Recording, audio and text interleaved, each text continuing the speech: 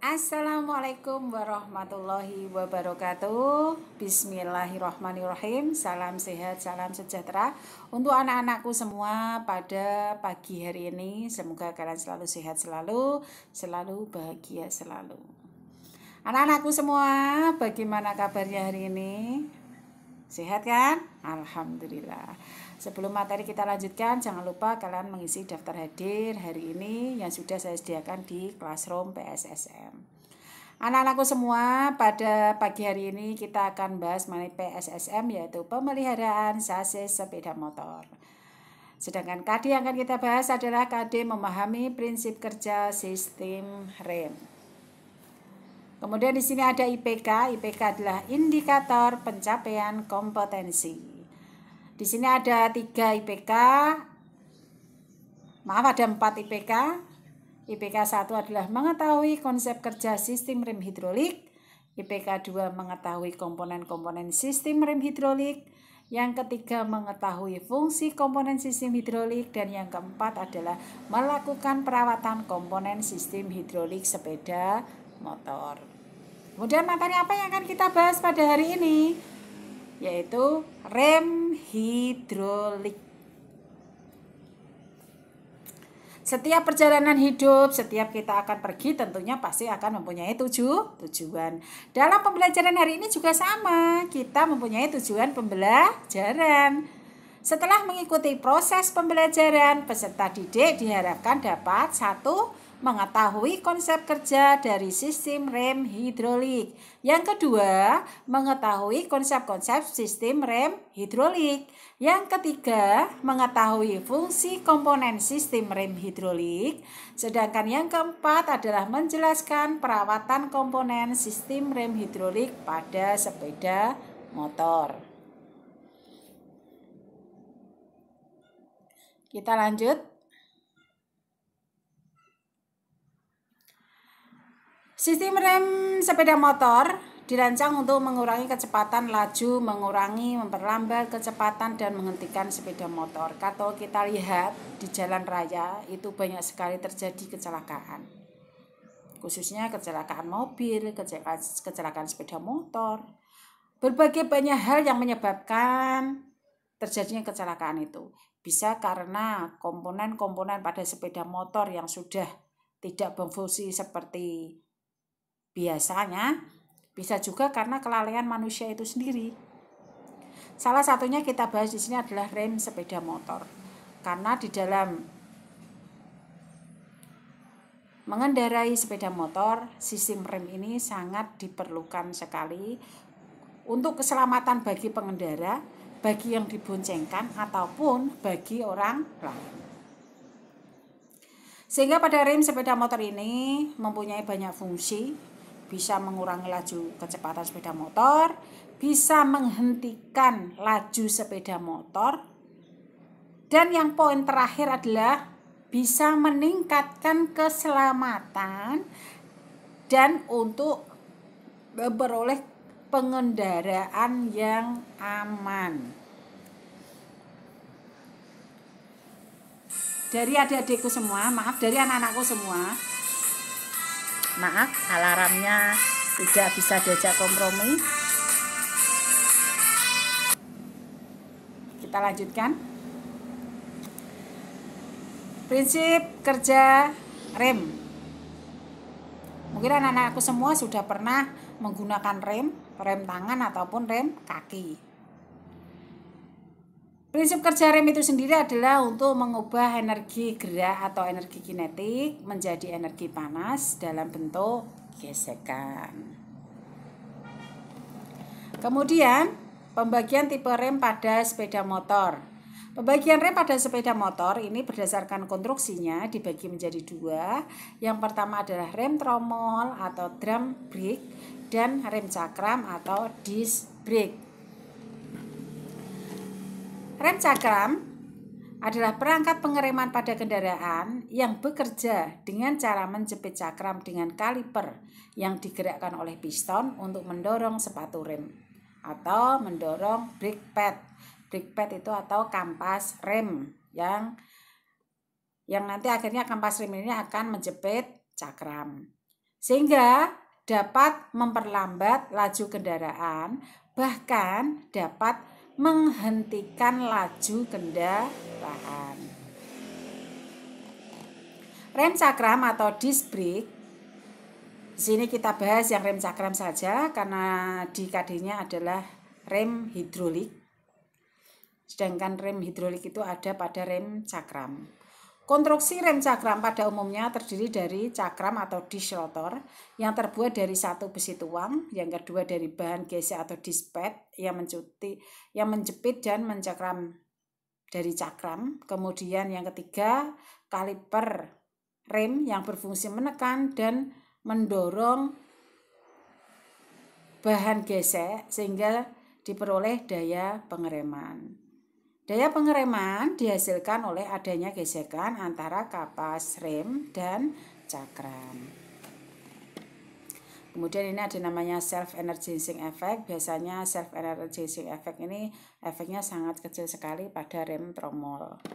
Di sini menurut mekanisme penggeraknya, rem cakram sepeda motor dibedakan menjadi dua jenis, yaitu rem cakram penggerak mekanik dan rem cakram penggerak hidrolik. Di sini kita akan lanjutkan ke rem cakram penggerak mekanik. Rem jenis ini bekerja menggunakan kabel. Contohnya itu pada sepeda motor Honda GL100. Kemudian kita teruskan langsung ke rem cakram penggerak hidrolik. Rem cakram penggerak hidrolik banyak digunakan pada sepeda motor pada umumnya. Mekanisme penggerak sistem rem tipe hidrolik memanfaatkan tenaga hidrolik atau fluida atau cairan untuk meneruskan tenaga pengereman dari pedal atau handle rem ke sepatu rem atau pad rem. Mekanisme penggerak hidrolik berpedoman pada hukum Pascal. Bila suatu fluida atau cairan dalam ruang tertutup diberi tekanan, maka tekanan tersebut akan diteruskan ke semua arah dengan sama rata. Itu adalah bunyi hukum Pascal.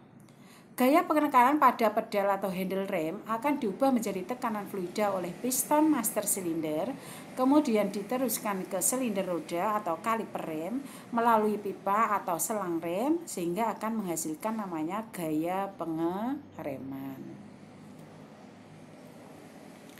Rem cakram penggerak hidrolik. Rem cakram penggerak hidrolik ini banyak digunakan pada sepeda motor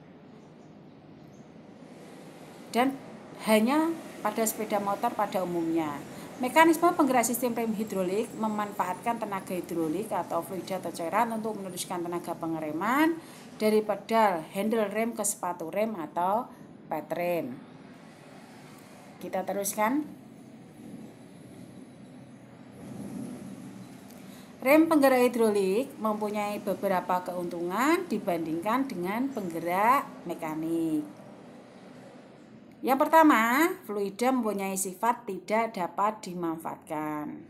Kemudian yang kedua, pada sistem rem hidrolik tidak terjadi kerugian gesekan atau penurunan tekanan karena sambungan atau engsel seperti halnya pada mekanisme penggerak rem mekanis sehingga rem lebih responsif.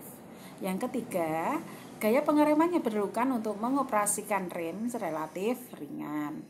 Yang keempat, rem penggerak hidrolik ini adalah bebas penyetelan.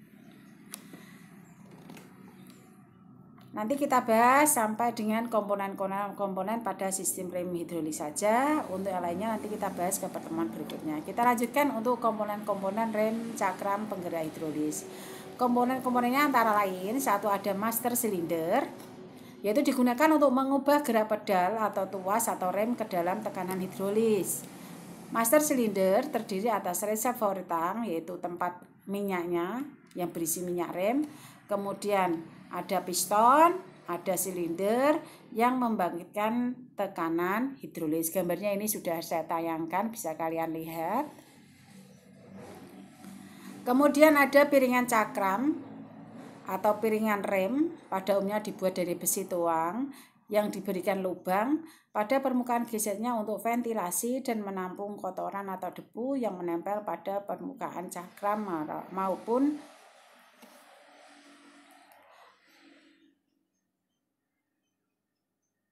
maupun pada permukaan kaliper rem. Di sini ada gambarnya komponen rem cakram sepeda motor, ada piringan cakram itu sendiri, kemudian ada kampas rem yang letaknya di dalam itu, dalam kaliper rem. Kemudian ada tempatnya kampas rem yaitu kaliper rem itu sendiri. Kemudian di sini ada gambar kampas rem atau sering dikatakan sebagai brake pad atau disc pad, terbuat dari campuran metalik fiber dan sedikit serbuk besi, biasa disebut dengan semi metalik disc pad.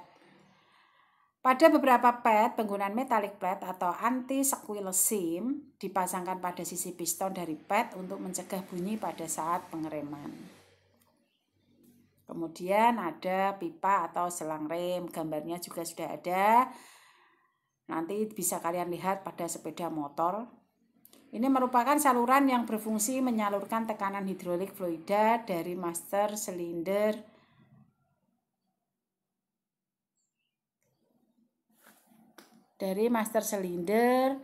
ke sini, ke kaliper rem. Kemudian ada kaliper, sering disebut silinder body, berfungsi untuk memegang piston-piston dan dilengkapi dengan saluran. Ini di sini ada 2 piston. Kita teruskan minyak rem. Minyak rem merupakan fluida yang berfungsi sebagai media penerus gaya pengereman dalam bentuk tekanan hidrolis atau hydraulic pressure ke brake atau sistem piston pada kaliper. Kalau kita lihat di sini adalah gambar menuang minyak rem atau fluida ke master silinder. Untuk minyak rem ini jangan sampai kehabisan. Kemudian brake piston, yaitu sebuah besi plat yang memanjang dan menekan brake pad ketika cairan hidrolik diterima dari silinder master. Ini fungsinya dari piston, menekan saliran dari master silinder menuju ke brake pad. Demikian materi PSSM sistem hidrolik, kita tutup dulu sampai komponen-komponennya. Sampai ketemu pada pertemuan kedua. Kalau penjelasan saya terlalu cepat atau kalian kurang paham, bisa tulis di kolom komentar biar saya gunakan kritik dan sarannya untuk saya mengajar daring berikutnya biar kalian lebih jelas lagi. Kita tutup dengan bacaan hamdalah bersama-sama. Alhamdulillahirabbil alamin. Wassalamualaikum warahmatullahi wabarakatuh. Salam sehat.